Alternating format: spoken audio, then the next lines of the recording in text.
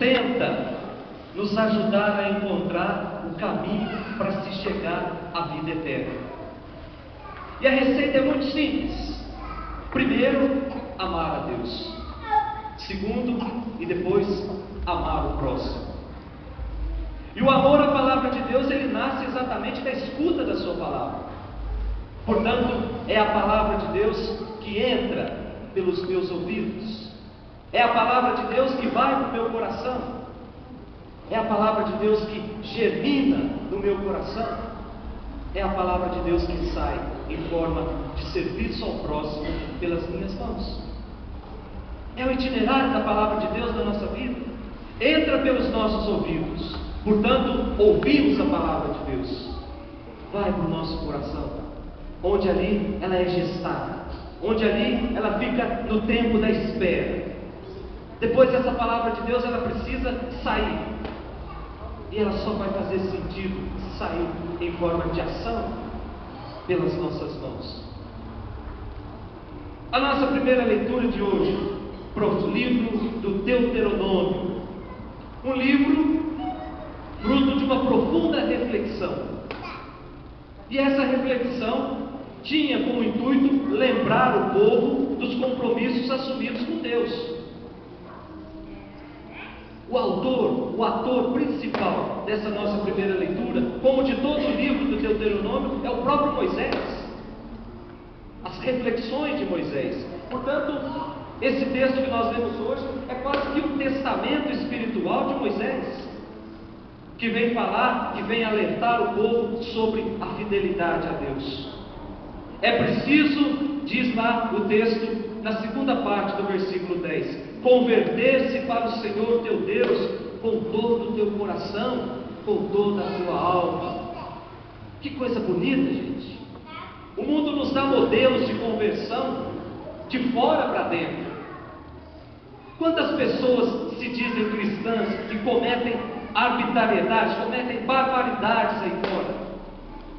Quantas pessoas se dizem cristãs, colocam lá na porta da sua casa uma cruz bem grande, colocam no seu carro o terço, enchem de adesivo, mas continua fazendo as mesmas práticas antes de ter um encontro com Jesus Cristo? Quantas pessoas mostram, ou melhor, tentam mostrar que são cristãs, carregando imagens, carregando crucifixos, mas o coração ainda não se converteu. E a palavra de Deus hoje vem nos alertar sobre isso. A conversão precisa começar dentro do coração. Converte ao Senhor teu Deus com todo o teu coração, com toda a tua alma. Quer conhecer uma pessoa, gente? Olhe para dentro do coração dela. Quer conhecer uma pessoa? Veja as práticas dela. Quer conhecer uma pessoa? Veja se de fato o que ela faz ou o que ela fala reflete aquilo que ela acredita. O ditado popular diz que a boca fala aquilo que o coração está cheio. Portanto, tem muito coração vazio por aí, que não tem nada para falar, que se deixa contaminar pelas coisas do mundo, que reproduz aquilo que o mundo tem de pior, transforma o coração num grande esgoto, onde só sai coisa que não presta. Por isso a palavra de Deus vem nos advertir. Caminho de encontro para a vida eterna passa pela conversão do coração. Eu dizia no começo da missa, Deus não está interessado por onde nós andamos até hoje. O que Deus quer é que nós assinamos essa folha em branco que se chama hoje e coloquemos nas mãos dele, para que ele possa reescrever a história de cada um de nós. O que passou, passou. Nós precisamos agora continuar a caminhar. Se a nossa vida foi ferida, se a nossa vida foi uma vida de mágoas, de ressentimentos, de rancor, aproveita hoje que Deus está te dando mais um dia de vida. Reescreva a sua história a partir dessa experiência de conversão do coração. Como eu gostaria que a nossa cidade pudesse refletir essa palavra de Deus hoje. Conversão a partir de dentro, de dentro para fora. Depois a nossa segunda leitura, carta aos Colossenses. Engraçado que a cidade de Colossos era uma cidade que ficava mais ou menos 200 quilômetros da capital. A capital era Éfeso, maior cidade do império, capital da Ásia Menor. Colossos ficava mais ou menos 200 quilômetros, embora essa comunidade de Colossos, ela não foi fundada por São Paulo. São Paulo fundou várias comunidades, mas essa em especial não. Mas era uma comunidade que seguia Jesus Cristo. Era uma comunidade que testemunhava Jesus Cristo. Só que começou a entrar dentro da comunidade coisas que estavam desviando a atenção do principal. Começaram a colocar dentro da comunidade, fazer algumas prescrições sobre alimentos. Isso foi escrito mais ou menos no ano 63 dessa nossa época. E esses exageros começaram a incomodar São Paulo. Faziam prescrições sobre comer ou não determinados alimentos, sobre misturar alguma coisa no culto que estavam prestando a Deus, sobre determinadas festas que a comunidade celebrava. Então existia um grupo que sempre se achava no direito de inventar coisas e ir colocando dentro, fazendo com que o essencial ficasse de lado. Aí começaram a questionar sobre a atuação dos anjos. Não está nesse texto que nós lemos hoje, mas está lá no capítulo 2, versículo 16 até o 22. Mas tinha um dado muito importante nessa carta que deixava Paulo com o cabelo em pé. E ele combatia com bastante rigidez o que chamavam de revelação. Está lá no capítulo 2, versículo 18. E São Paulo era enfático em dizer que ninguém se deu o prazer de ficar revelando coisas que viu, inchando de vão orgulho a sua mente carnal, ignorando o cabeça, que é o próprio Jesus Cristo. E ele continua dizendo: esse negócio de revelação está fadado ao esquecimento, está fadado ao desaparecimento, pelo desgaste que ele traz em si. E ele continua mais enfático ainda, dizendo: parece que quem faz as tais revelações se mostra sábio, mas não tem valor algum, porque satisfaz a carne, massageia o ego. Eu me lembro dos tempos de seminário, quando tinha uma senhora perto do seminário que ficava dizendo que Nossa Senhora estava aparecendo em tudo quanto é lugar. Ela via Nossa Senhora até dentro de uma vidraça, até dentro de uma garrafa de vinho. E uma vez, todos os seminaristas foram lá para ver o que estava acontecendo e me levantou um questionamento. Espera aí, gente, nós caminhamos para o céu. Deus nos deu de presente esse mundo para que passássemos por aqui e fôssemos morar no céu. O céu é a nossa casa. Portanto, o céu deve ser um lugar bom. Se Deus criou o céu para nós, o céu deve ser bom. Se o céu é tão bom, por que é que Nossa Senhora não para lá, gente? É coisa de se refletir. Está certo, a igreja reconhece muitas revelações, muitas aparições de Nossa Senhora. Nossa Senhora de Fátima, reconhecida pela igreja. Medjugorje, reconhecida pela igreja. Agora, Nossa Senhora que aparece em vidro, em garrafa, em tampa de garrafa, isso não, gente, pelo amor de Deus. Não vamos fazer igual a comunidade de Colossos, de ficar enfiando coisas dentro daquilo que a gente acredita. Senão a gente começa a andar por caminho que daqui a pouquinho Cristo vai ser apenas um detalhe na nossa vida. Cristo basta, diz São Paulo. Nós não precisamos de mais nada, basta amar a Cristo. O resto é tudo consequência desse amor a Cristo.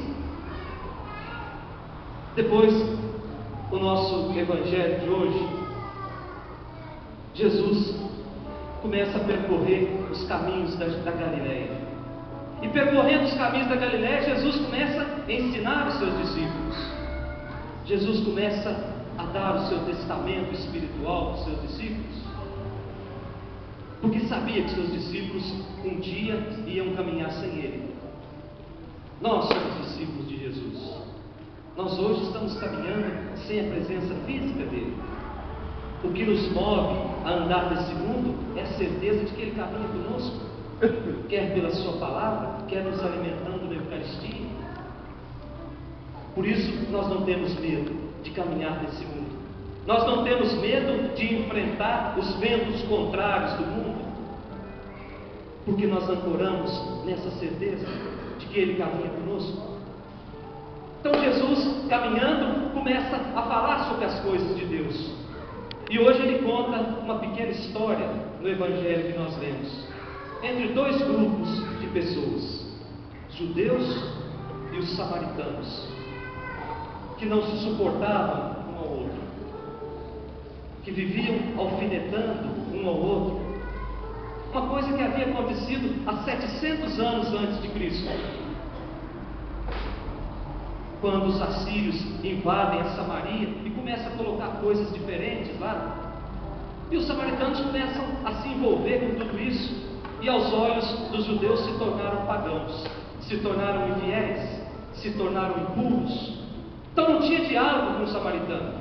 O samaritano estava fora do projeto salvador de Deus, porque era infiel, porque era impuro. Deus poderia salvar tudo, menos um samaritano, na lógica de um judeu.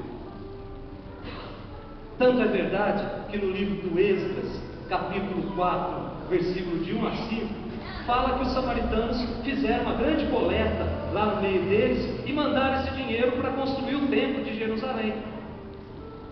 Aí os samaritanos, os judeus devolvem esse dinheiro. E olha que para o judeu devolver dinheiro, devolvem o dinheiro, porque diziam que o dinheiro era impuro, era fruto do culto a deuses estrangeiros. Então, de um lado, os judeus hostilizando os samaritanos, do outro lado, os samaritanos ignorando os judeus. Então, diante de tudo isso, Jesus conta essa história que nós lemos hoje, a partir de uma pergunta: o que eu devo fazer para alcançar a vida eterna? Quem fez essa pergunta era o mestre da lei, portanto sabia tudo sobre lei, mas não sabia quem era o seu próximo. Uma vez que a própria lei garantia que o próximo era aquele que estava mais próximo, dentro da sua religião, não tinha essa visão de próximo fora. O próximo é aquele que tem a mesma religião que eu. E a história é o seguinte: um homem é assaltado, um homem é machucado, um homem é ferido, é abandonado.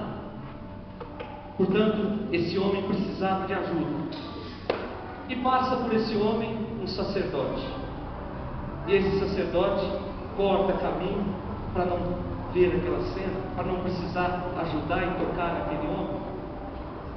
Depois passa um levita.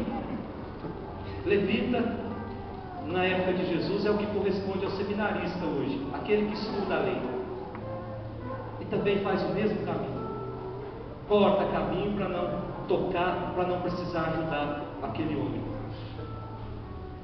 Os dois, tanto o sacerdote como o levita, conheciam muito bem as Sagradas Escrituras, conheciam muito bem a lei, conheciam porque prestavam serviço no templo, ajudavam na liturgia, ajudavam a organizar o culto, mas não sabia nada sobre amor, gente. Conhecia a lei, conhecia as regras, mas não conhecia o amor. Portanto, faziam parte de uma religião estéril, de uma religião que não produzia frutos, de uma religião sem sentido. E por ali passou também o samaritano, diz o Evangelho, considerado impuro pela religião oficial, um infiel. E ele falou, sem medo, exerceu da misericórdia. É engraçado que esse Evangelho de hoje vem de encontro a uma matéria, uma notícia que eu li no jornal de sábado. Eu contei essa história em todas as missas hoje, e na missa das 11 uma senhora falou assim: padre, eu acho que o senhor está inventando. Então eu achei um recorde do jornal e deixei lá atrás para quem quiser ver. Uma matéria que saiu no jornal de sábado, ontem.